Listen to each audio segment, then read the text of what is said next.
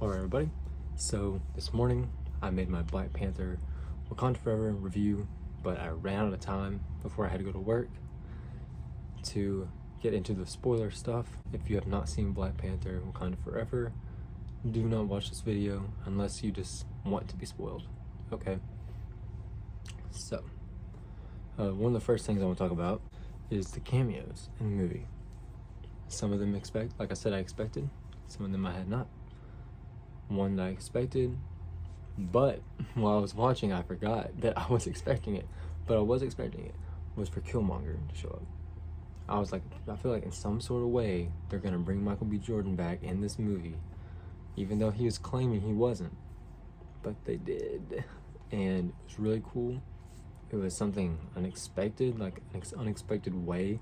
Yes, it has to be through the astral plane, but the way they described it was that you see who you want to see, you choose who you see, and Shuri seeked out Killmonger and filled her with rage, and he's not in it for a lot, but when he's there, he's selling it just like he does in the first one.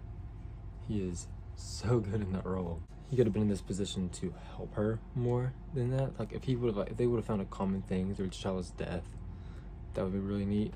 So he could almost guide her.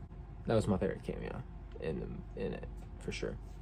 Second was Val. I was not expecting her at all. Huge surprise to me, and she's in it a fair bit. I mean, almost as much as Martin Freeman is, and you find out that her and Everett Ross were married at some point, which is interesting. She's definitely evil, because she was saying that she wants to make weapons out of vibranium for America and all that. And the third one, which is kind of a cameo, I guess, was T'Challa's son, T'Challa.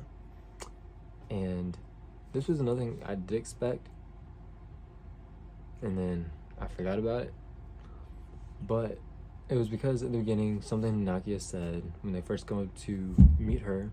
Something Nakia said, it was something along the lines, "I'm not the person I was," and the way she said it, I was like, she is a mother. She definitely had a kid. But then she jumped back in with Wakanda and was fighting and everything, and I was like, maybe she didn't, because I feel like she wouldn't go do all this if she knew she had a kid back somewhere else, but she did. And them naming him T'Challa was very sweet. It's probably one of the longest post-credit scenes ever, too. The other thing I kind of already mentioned was that the Queen died. I was not ready for that.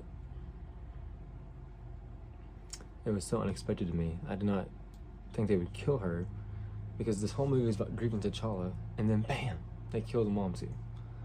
And I was like, dadgummit. So, very sad, but Angela Bassett gave everything she had to that role. Left Shuri in control, which would be my next thing. Shuri left and went back with Nakia, but did she actually take her up on living with her? Or is it a vacation? Because M'Baku does the whole thing at the end where he's challenging for the throne, and Shuri's not there. So it's just one of the questions I had. Is M'Baku now the king of Wakanda? Did Shuri give that up? Or what exactly is going on there, you know? I don't know. It left me a little confused. If M'Baku is the king of Wakanda, that's pretty cool, because I really like M'Baku.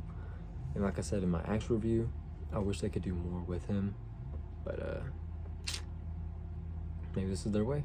Another thing was that Okoye and the other Dora Milaje, they become Midnight Angels, which are pretty much Wakandan Iron Mans, pretty much.